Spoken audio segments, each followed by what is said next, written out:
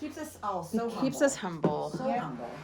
I do believe that's God's will and His design. And that's what I told him. I said, now it's not an idol. Like, there's no way. I know. Like, it's not your identity. Well, the thing about school and sports and anything, even if you're on top, it's so fleeting. Like, you have to know that. Like, even from game to game. Like, I said to Kevin, it's so performance driven. Jesse gets an interview if he's top scorer. If he's not even acknowledged. You know what I mean? Like, that's how it is. And that's and with school you can be the best of the best, but it's only for then it's done. Yep. And you're forgotten and nobody even knows you existed. But that's what the Bible says. We're a vapor. I don't know how I saw that little interview. It was so cute.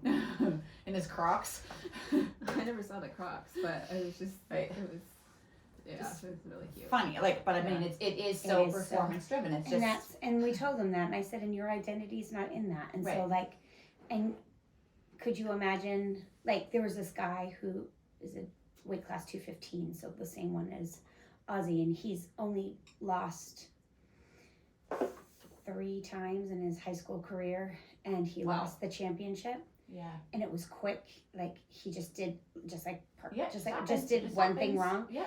And I was actually concerned for him. Like, he went into the hallway. Like, and everyone, everyone deserves to lick their wounds. Jesse, if whatever happened, for sure. like, you're allowed to feel the feelings. You need to feel the feelings. That's super healthy. Mm-hmm. But, like, we went in and you don't live there.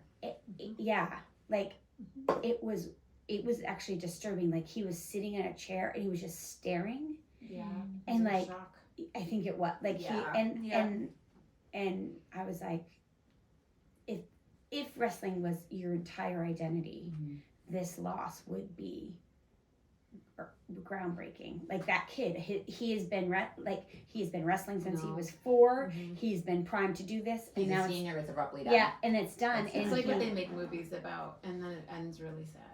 I hate that. That's not okay. Sports are about building your character. It's about it's not who you are. Mm-hmm. it's about helping build your character. Yeah. And when you get that mixed you up, when idolatry you're is bad. Young, you have your whole life. I don't. That's what makes me sad about tournaments. It freaks me out when they.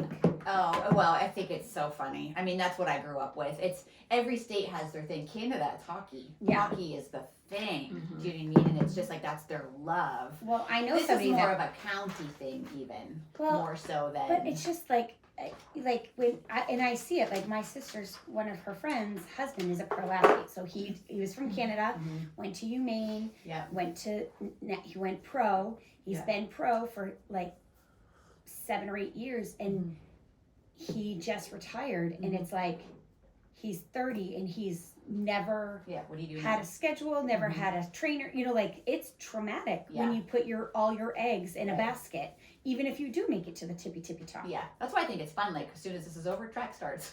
As soon as that's over, soccer on to again. the next. Kind of. So it's in the moment. I think I'm okay with that. You live for it in the moment. You put all your time and your energy and effort, and then when it's done, it's done. That's where it's character, not idolatry. Yeah. All right, Amy, bring us to school. Okay. Dun, dun, dun, dun, dun. Nerd alert. Have you guys ever heard of this book, The 7 Primal Questions with Mike Foster? No. Okay. So I love the word primal. I know. Some of it weirds me out a little bit, but okay. So Kevin actually introduced me to this book. He heard this guy speak on a couple of different podcasts. Do you guys follow Kerry Newhoff? He used to be a pastor. Now he has a leadership podcast. He hails from Canada. And also Bob Goff's Dream Big podcast. You follow Bob Goff at all? Everybody always... I know who Bob Goff is, but I don't. So anyways, so we listened to a podcast on a drive home together, Kevin and I. He's like, this guy's like, it's kind of like up your alley with like personality profiling and what drives you, motives, things like that. That's kind of what this is about. And so, okay. So the premise of this book, The 7 Primal Questions by Mike Foster. So I'm going to do this in a 2-part series. You can take a free survey. I'm going to tell you where you can take it, but I don't want you to take it yet. No, I'm going to take notes. Okay. About my 7 questions. Okay.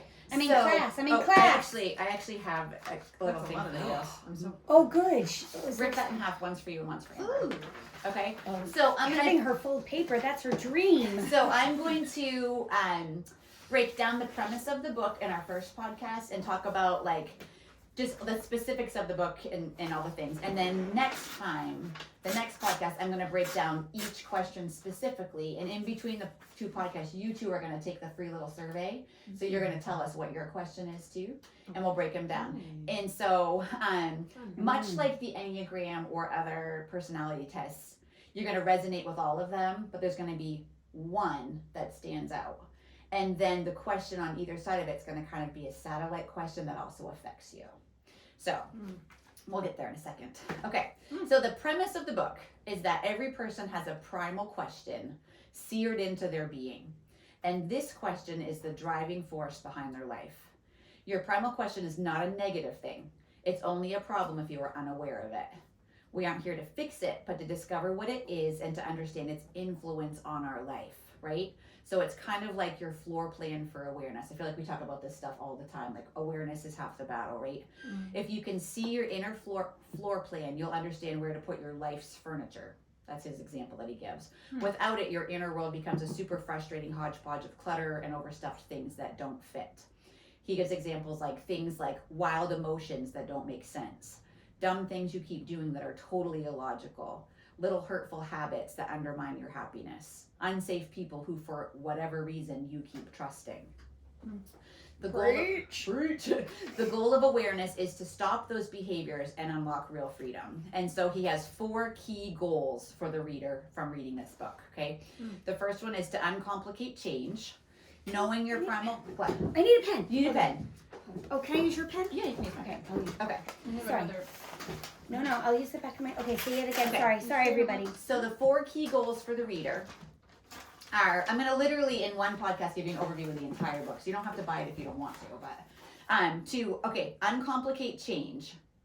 Knowing your primal question will help you boil down the majority of your problems into one clear idea. Kind of like what you just did in the Name Your Shame. Like, so kind of boil it down. It will help you understand what drives your life and your relationships. Number 2, supercharge growth. The goal is to give you straightforward tools to maximize relationships and to help avoid falling into the same traps that sabotage our growth. Number 3, simplify language. The book gives us the language we need to express what's happening inside of us. Like he says, imagine trying to describe a blizzard to somebody if you don't have a name for snow. So we're simplifying language. And then number 4, to inspire action. It's not a self-help book. It's a practical playbook for how to run your life. Hopefully we will walk away with clarity on our problems and what to do with them. In some ways, we can be our own therapist and life coach. He says, think of the primal question as therapy accelerated through simplicity. So here we go. I love that. Okay. You need therapy about simplicity. At our very core is a question that we desire to have answered every day. Ooh, every day. Every reaction, every choice, every purpose already. is influenced by the answer to this question. All relationships, all interactions, and all emotions are attached to it. Emma Young, listen to this statistic. I think of this with our kids. In New Scientist magazine estimates that 95% of our lives are lived unconsciously. We are sleepwalkers in our stories. Too many of us live our days out of habit and not intention. And if we are unaware of our patterns, beliefs, and emotional needs, how can we possibly live our best lives? Amen. Wow. Okay. Speak into things as I say So many things, but- things. So many things, right? I was talking to my therapist about that because she was so cute. She said, Amber, I don't mean to, I know we just met each other. She's like, but you could you could teach a master's class on self-awareness. Self-awareness, right? And I said, sure can, but when I'm catatonic in the chair, it's doing me no good. And she's like, okay. So And that's why we're here. so that's why we're here. Oh, they have. And she was like, received. So good. Received. It's so good. Okay, like most aspects of our identity, the most nationally used personality assessment, which is what Kevin and I were certified in. What is it? I can't remember. What's the most Myers-Briggs. Myers-Briggs says that your personality is hardwired. It does not change. It's hardwired from youth. And so we can adapt and kind of look like chameleons. We can adapt, but our personality is hardwired. And so he's saying, like most aspects of our identity, our primal question was formed in early childhood. Yeah. As a child, we had emotional needs for things like self-worth, safety, value, purpose, and inclusion. These needs show up as unspoken primal questions that demand an answer from our caretakers. So when our core need is met, whatever our core question is, the answer to that primal question comes back as a yes, and we no longer need to continue to ask that question. However, when the need is not met or the answer to the question is confusing to the child, the answer registers as a no. Even if it's not necessarily true or wasn't the intent of the parent, even if the answered question is a perceived no, this locks the child into their primal question that they will continue to ask into adulthood. They will keep asking this question day after day, looking to have it answered as a yes. That would be like hierarchy of needs. Wow. Similar, Yeah, yes. so, which is, yes. you have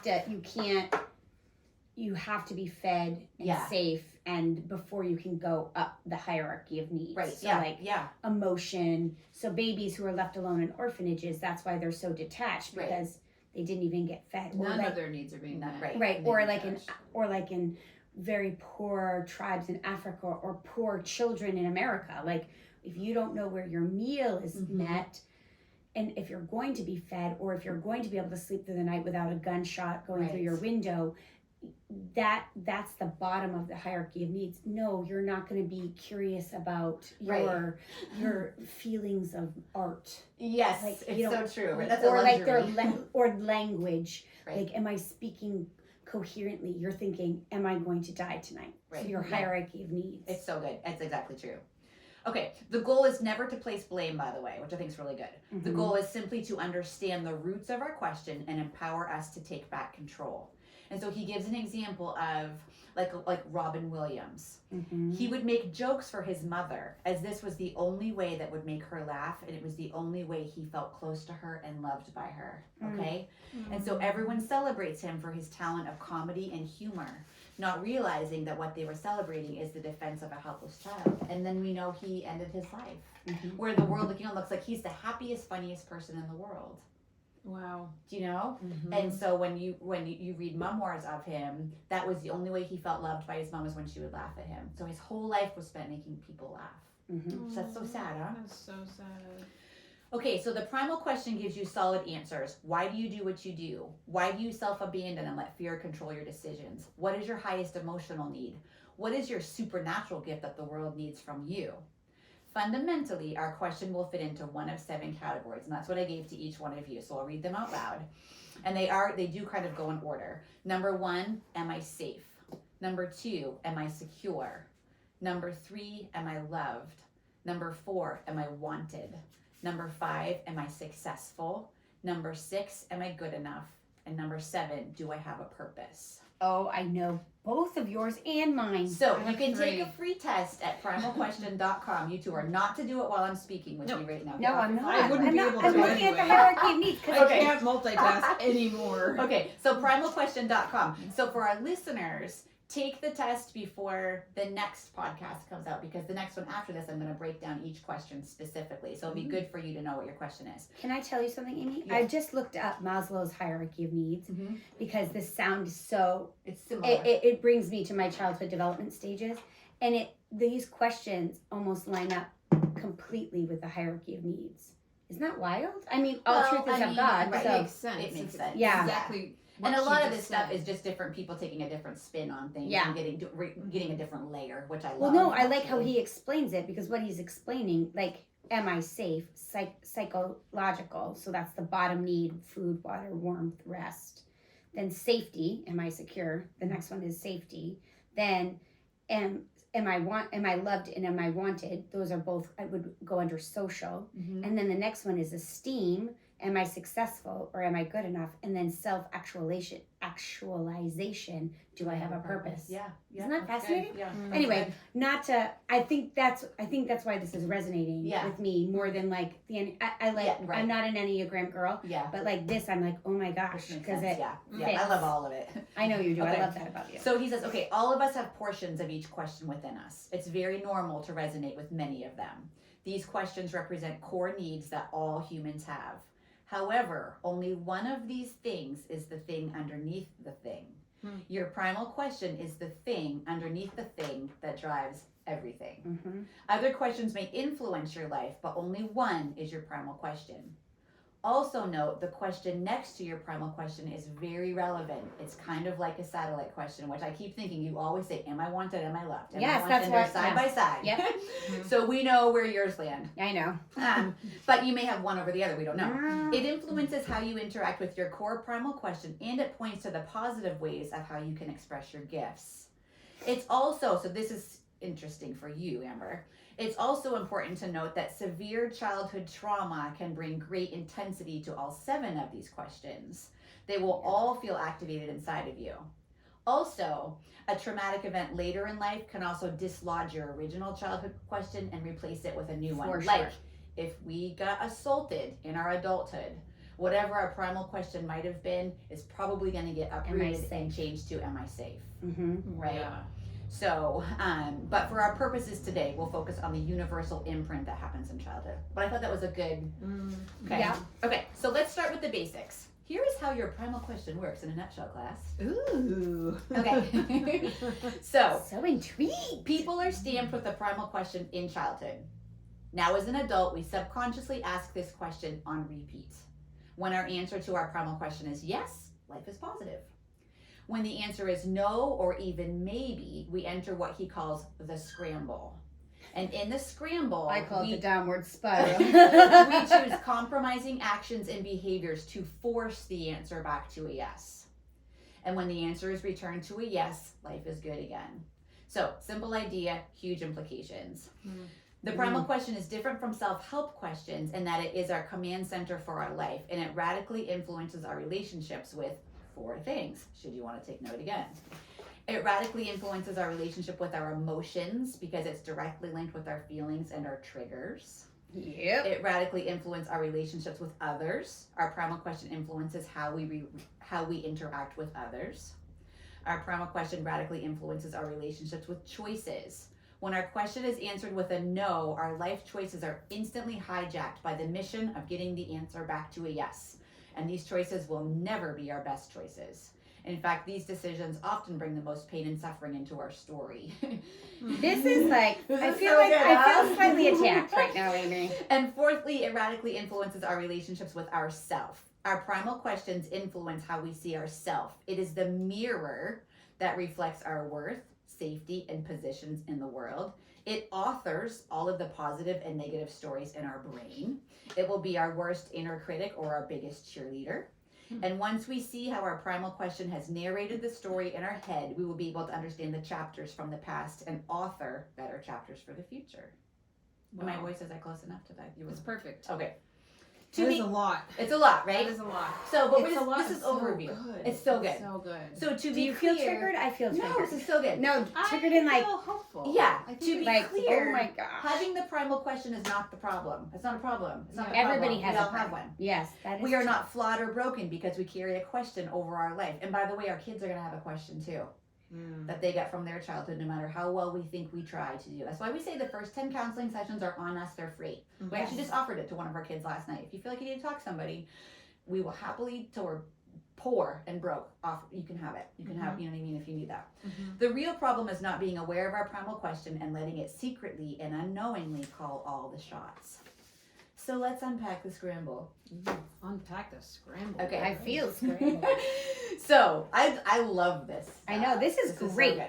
Okay, I'm this feeling triggered just because I'm like, it's so much information. I'm like, I want to devour all of it I and I know. want to master it. yes. That's my- Well, I think that's kind of the point, is learning to not to master yourself, but to know. Mhm. To know. Okay, the scramble is our chaotic reaction to our primal question being answered with a no or a maybe. It's all the behaviors and choices we use to force a yes answer. For example, to feel safe as a child, you decided you had to be hyper vigilant.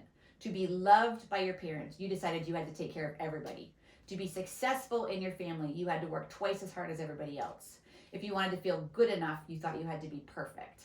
These solutions were strategies of a wounded child. We then use these same strategies and additional ones as adults to get that core need met. However, constantly just living and operating out of the scramble makes our life feel unstable, anxious, and exhausting. So the bottom line is, the goal is to fix the scramble, not you. I'm going to fix my scramble, Mm-hmm. you know. The glitch. The glitch. Yeah, exactly. I'm glitchy. Yeah. Yeah. And now we know why we're glitchy, and now what are we going to do? An extreme scramble looks like emotional flooding, chaotic choices, or severe self-abandonment. In more cases, the scramble takes the form of chronic stress, an inner rumble, or feeling on edge. Self-abandonment? That is so sad. Self-abandonment. So you just give up on yourself. I guess you just give up on all the things. Yeah. But that's self-abandonment to me sounds like another word for disassociation. Yeah, that's true. I've never heard it described that way. Self-abandonment. It's very sad. Yeah. Here's a list of things people do when operating in their scramble. People pleasing, overgiving, codependency, controlling people, letting others make choices for you, perfectionism, transactional love. I'm going to do this hoping I get this. Constantly checking investments, extreme focus on appearances, workaholic tendencies, saying yes to everything, participating in promiscuous sex, buying crap you don't need to impress people you don't know. Everyone's scramble looks different, but each primal question tends to have common scrambles, which I kind of love. We may do them consciously or subconsciously, but either way, it keeps us from flourishing and living the life we were meant to live. Living our days in the scramble is our ultimate self-sabotage. One way we avoid the scramble is through what he calls primal avoidance.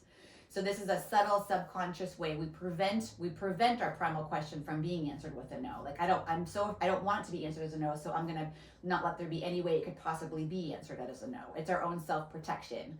We take control of all the answers by dodging the question. Basically, we stop asking our question, thus guaranteeing it won't ever be answered with a no. It's a clever strategy, but will always have a negative outcome. For example, you never fill out that job application to protect yourself from the risk of someone rejecting you for a job. You guard your heart from the pain of a company answering your "am I wanted" question with a no, but this keeps you stuck. It's self-protection that will keep you stunted and cause you to miss all kinds of opportunities because you never dare fill out the application. Yes, for sure. Yeah. So the goal is moving from our primal question to our primal truth. The 7 primal questions are simplistic. They aren't overly complicated. This is because the words that form our primal question are really the words of a wounded child. This wounded kid inside of us has been asking our primal question over and over and over again. And when our primal question is answered in the negative, we use kid logic to guide our adult lives. Though it's easy to slip into kid logic, it's entirely unhelpful in solving our adult problems. So there's another way, right? There must be another way. First, we must recognize that this scared, wounded child has helped us survive many hard things. This also made me think of you, Amber. Yes. For some of us, the solutions our inner child came up with have kept us alive. Through early years of abuse, neglect, or violence, the scramble was your only option for survival. But the gift you can give that kid today is to release it from the responsibility of managing your life now. You no longer need to keep asking the primal question. The way we do this is by living into our primal truth. As an adult, we have the power to answer our own primal question for ourselves. Okay? Might I add, with the Lord's help by his grace, right? Yes. Wounded kids have questions, but healthy adults have answers. So living in your primal truth flips your question into a more accurate and factual statement, and it looks like this. Am I safe becomes I am safe. Am I secure becomes I am secure.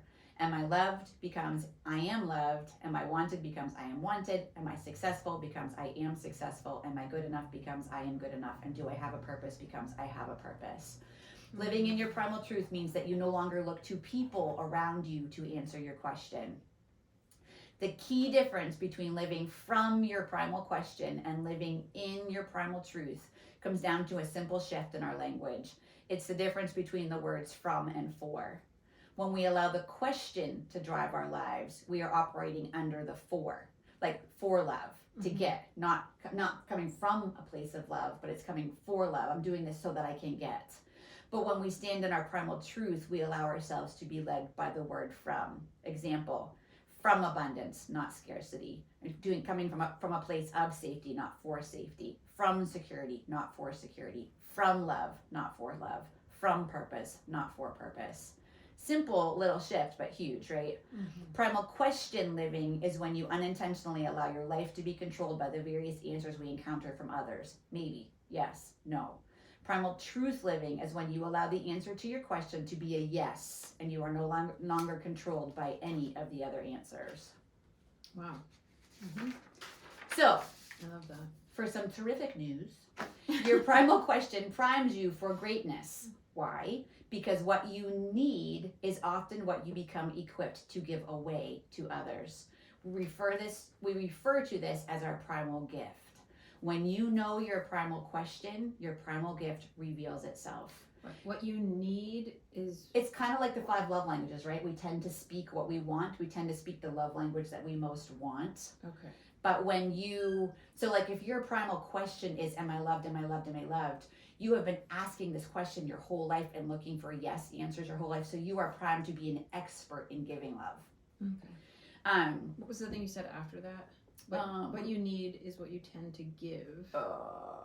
What you need is often what you become equipped to give away to others. We refer to this as our primal gift. Primal gift. When you know your primal question, your primal gift reveals itself. Because of your primal question, you have become an expert in your own highest emotional need. The years of wrestling with your own primal question have equipped you with the mastery to meet that need. For example, research shows that if your primal question is, am I good enough? You will automatically assume that everyone else in the room is asking that same question too. You then make a strategic effort to answer it with a yes. Because you have lived with that question for your entire life, you have become the GOAT at seeing that value in others. You have a black belt in affirming others' good enoughness. This is your relational superpower that comes with the am I good enough question. In basic terms, we give what we want.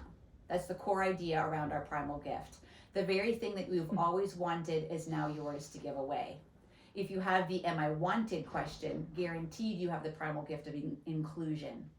If your primal gift is do I have a purpose, you are most likely a champion for other people's dreams, goals, and aspirations. You are primed to make an impact in the world and other people's lives.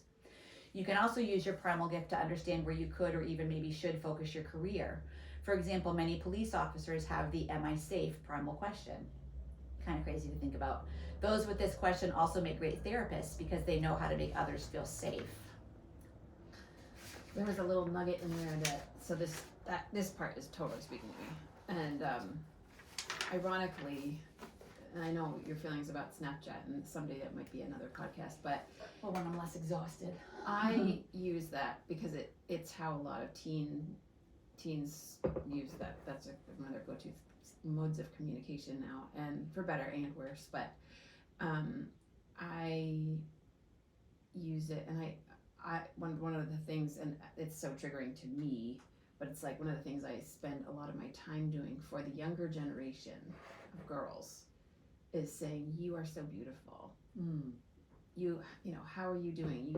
And just affirming, trying to affirm and encourage. And I spend so much time trying to message them these little messages of affirming. And when you're saying this, I'm realizing that it's coming from a place of feeling less than.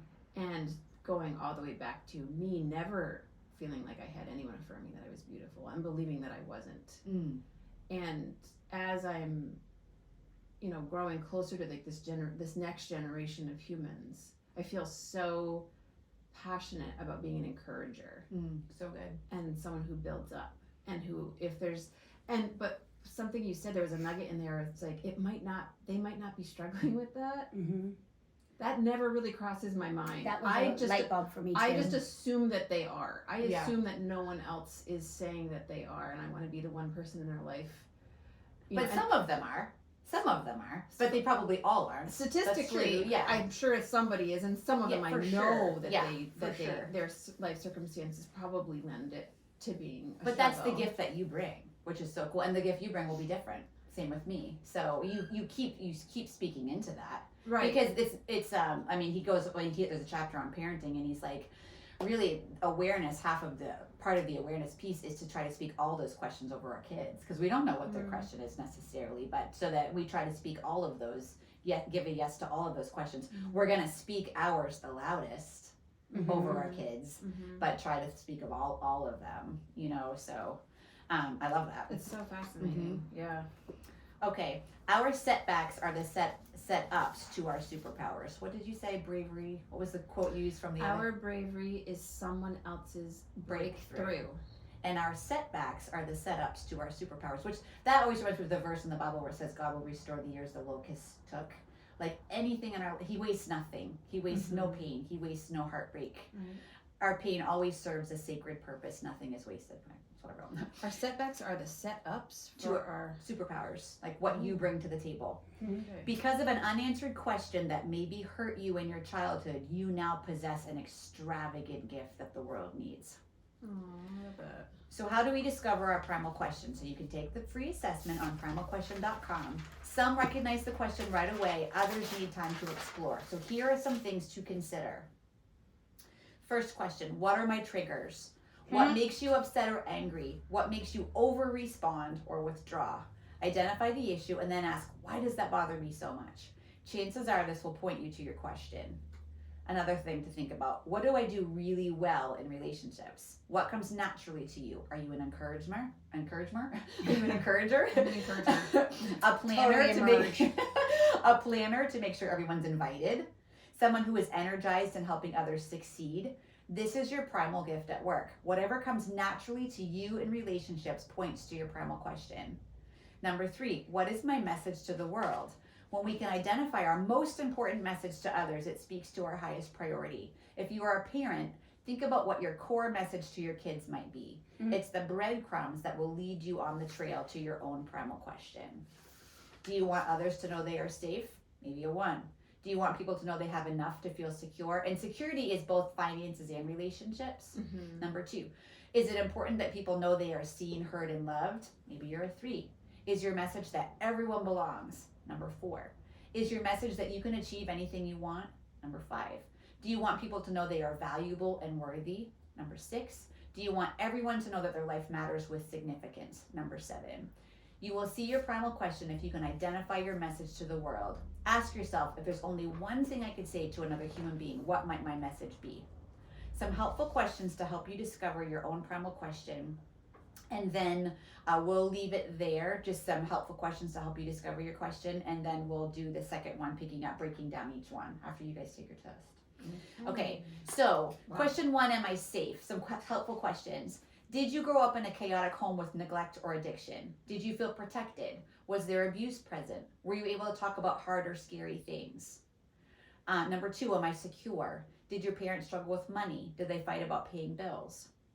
Number 3, am I loved? Did your parents talk over you and not listen? Did you feel seen? Was love withheld from you or felt transactional? Number 4, am I wanted? Did your dad maybe abandon your family? Were you the middle child and felt overlooked? Were your caretakers involved in your extracurricular activities or were you left to your own devices? Number 5, am I successful? Were your parents always concerned about your grades and winning? Was your upbringing focused on high achievement? Number 6, am I good enough? Did you wonder if you measured up? Did you feel unimportant? Did your caretakers expect perfection? Perfection. You're not praying today. Were you judged or criticized? Number 7, do I have a purpose? Did your upbringing place pressure on you to make a difference in the world? Did you grow up in a religious home where eternity, legacy, and service were prioritized? He says a lot of people who grow up in Christian homes tend to have that question because it was so prioritized, like make a difference in the world. Think about the question you might have been wondering about as a kid, and you will be directed to your primal question. In our next podcast together, I will unpack each primal question specifically. These summaries will just be sketches, obviously, and not perfect replicas of any individual situation. The goal is to guide us to see possible similarities in our own story or things we can relate to. We can see what resonates with us, and these snapshots might also uncover our kiddos and our spouses and our friends' primal question, which I love that, right? Can we guess each other's? And Okay, really, the ultimate goal is to help us better understand ourselves and others. So again, go to primalquestion.com, take the free survey, and then come see us again next week. Ooh. I want to guess ours. Well, the other thing too, So like, are you recording this? no, we can stop that. Is like there's a satellite question. So like Yeah. you might be a strong 3 with a part of 4. So he's got different names for each one. I wrote down what I think your guys' are. Can I guess yours? I think you're